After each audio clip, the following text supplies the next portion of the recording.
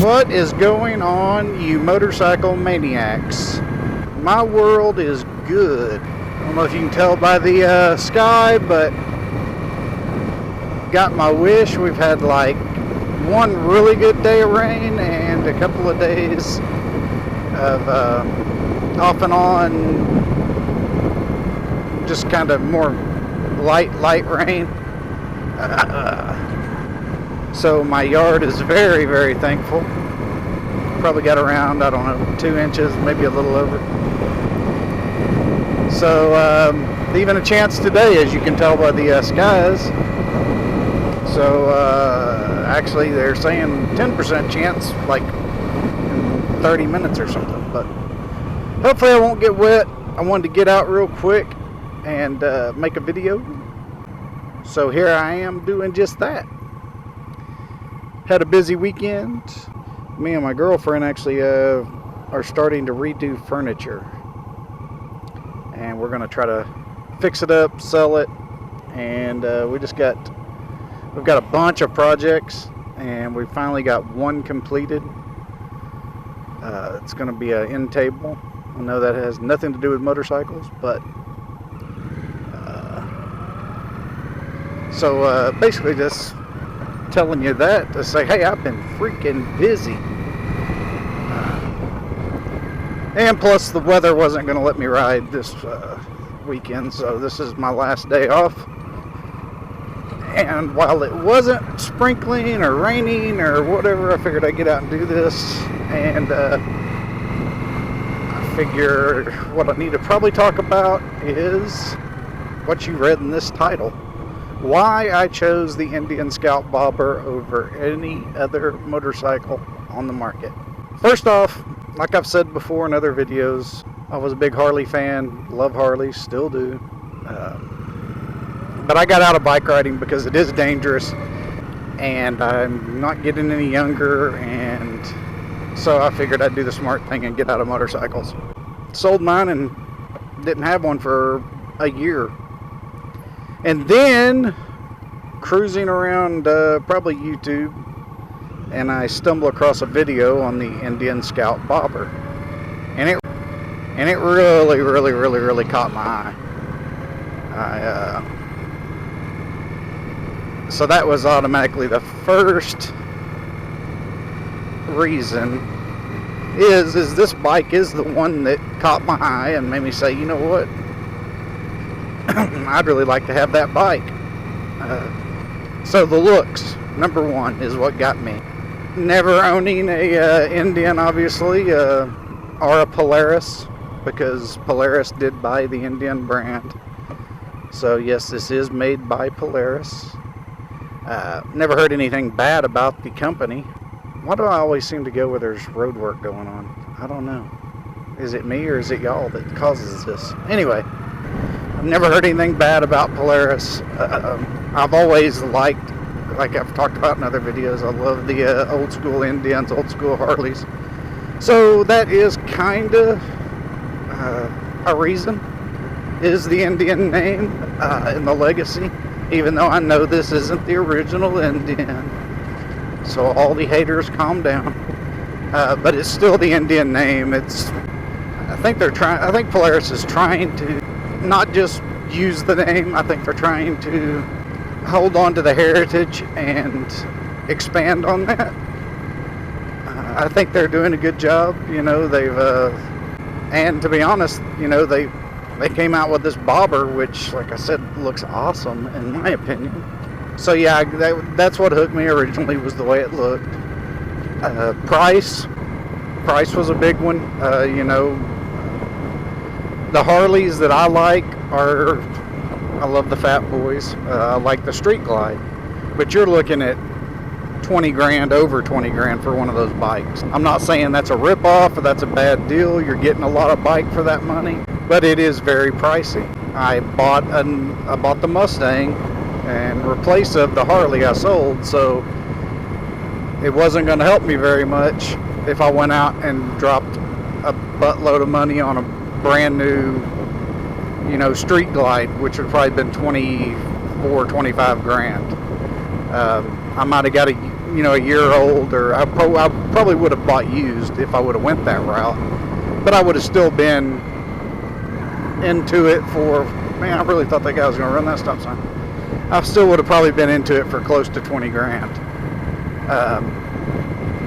If not a little bit more. And I really didn't want to do that. Also, the fact is I told myself I was pretty much done with bikes I didn't say forever. I just said, in my opinion, was going to be longer than a year, until I saw this bike and it caught my eye. So when I saw it, of course, not really knowing anything about Polaris, the Indian Scout Bobber, any of that fun stuff, I didn't know what the price would be on this bike. To be honest, I really kind of figured it would be more than what it actually was. I've talked about it in other videos, but this bike, if you get the two-tone paint and you don't just go with a solid black, the price for this bike with the with the bronze smoke color is going to be $11,999. So basically 12 grand for the bike. If you step down and it's got the solid black, the Thunder Black model, you can get it for basically $11,500. But I did go and I did test ride the Sportster 48. I do like that bike. It wasn't the one that caught my eye. I've seen Sportsters. I do like the way they look, and I was impressed with the look, but I think Indian hit the bobber look a little closer, in my opinion, than the 48. The 48 still kind of has the bobber look that I wanted. That's also another reason is I love old school bobbers. I just love the way they look, and this is reminiscent to those old school bobbers. It's obviously not. The purist would probably yell at me for that, but it's definitely got the traits of a bobber. I'm not saying it's an old school hardtail, blah blah blah blah blah, chopped up, done it yourself, blah blah blah. None of that. This is a commercial, mass marketed, mass production bike. But as far as something you can just go buy and jump on it and ride, and you got the reliability, you got a warranty, you can find old bobbers for sale. You're probably going to wrench on it more than you ride it. That's not what I was looking for. I've got enough projects to do, especially with this other little business trying to get into. So I wanted something that I've never owned a new bike. I've always bought used. I probably would have bought this one used, like I said, but they came out in 2018 and there just wasn't any on the used market, or at least not in this area that I found. So that's the main reasons I bought the bike. But back to my point of, I did ride the Sportster 48. I'm not going to run that bike down. I loved the way it rode. I really did. Had no issues with that whatsoever. Don't mind the look. I just think the Indian Scout Bobber had the better look. I'm not going to say it was like a super better look, but in my opinion, it looked better. And so I went and those are the only two bikes I test rode, over the Bobber and the 48, because to be honest with you, that's what I was looking for, something in that price range. You can get a Sportster 48 for basically the same money. Of course, the Sportster 48 I really liked was the anniversary edition, and that one was going to be like $15,000 something. So it was going to be more pricey than this one. I could have bought a Sportster in another color. The bad thing about the Sportster in 2018 is they went back to pay homage to the AMF years or whatever it was, and the paint schemes on those bikes were just, in my opinion, horrible. I'm sure there are fans of it out there, and like I said, not running that down is just, it was not my taste whatsoever. The 2018 anniversary paint scheme, on the other hand, was beautiful in my opinion.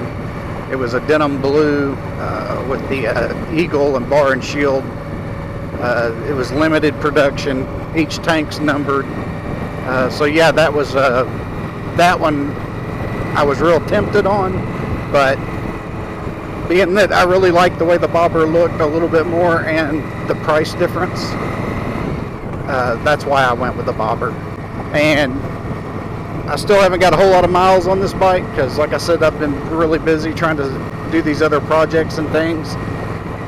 But the time I have been on this bike, I have no complaints. Like I said, it is a little rough riding, but I knew that going in, so no complaint. Just know if you're wanting the bobber and you don't know anything else about it but the look, it is going to be a rough riding bike. It's not going to be something you're going to get out and be like, oh man, this is comfortable. And it is comfortable on smooth roads. This road here, no problem. You hit a dip, a pothole, get on a bad road, you're going to know you're on a bad road. But like I said, it's manageable. It's nothing horrible. It just makes you know you're on a bad road. So other than that, that is really the reason I made that decision. And like I said, I'm happy with the decision I made. No complaints. So if, like I've told people in comments that have commented to me before, I've told everybody, I think that you'll be very happy if you decide to purchase this bike. I know I'm not in everybody's head, so there are going to be people that maybe go test ride this bike and it's not for them. But like I've told everybody, if you've already found this bike and you're like, man, that's a cool looking bike, you like the look of it, and you know that it's not going to be the smoothest riding bike, and you know that going in, and you're well prepared in your mind that, hey, I'm going to feel some bumps like that, I think if you test ride it, you're going to like it. I think the only thing that really probably would change your mind is the ride quality. But I'm an old guy, so if I can handle it, the majority of people that are probably looking at this bike to buy is probably younger than I am. Most of the older people look at the the cruiser market, the big cruisers, the lazy boys of motorcycles, Electra Glides, Ultra Classics, Street Glide, which like I said is what I was looking at being my next bike. But hey, if you go into it and you know, hey, the main downfall is the ride quality, and to be honest with you, but you could probably go out and buy aftermarket shocks, suspension, and you could probably make it a better ride. You'll probably lose some of the drop, because imagine if you did make the ride quality better, you're probably going to raise the bike a little bit. I like the kind of the low center of gravity on this bike. I like the way it looks this way. I haven't seen one, and I'm, like I said, I'm talking completely out of my butt, but because I don't even know if I've seen any on video that have had aftermarket suspension put on it. But I'm just guessing that to make the ride quality better, you're going to have to add some suspension, so you're going to raise it some. It might only be an inch or so, and it might not even be very noticeable. Like I said, to me, it's not that big of an inconvenience, the ride quality, for me to go out and drop the money and mess with the appearance. I absolutely love the ease of riding it, being that it's really light. That low center of gravity, I think, really helps out there too. So, but yeah, those are the reasons that I decided to go with this bike. It's probably not the best reasons, just basically the look. And guess what? I think it's raining on me. It is raining on me. The war horse is going to get wet for the first time. But you know what? That rain feels really nice. It's nice and cool. It's like 85 degrees today, so it's one of those days that I could probably ride for a long time, but being busy and the fact that it's now starting, I'm going to head to the house. Thanks for watching. Thanks for all y'all that have subscribed. Got a few new subscribers the last week. I really appreciate that. And thanks for watching, everybody. And I will see y'all on the next video.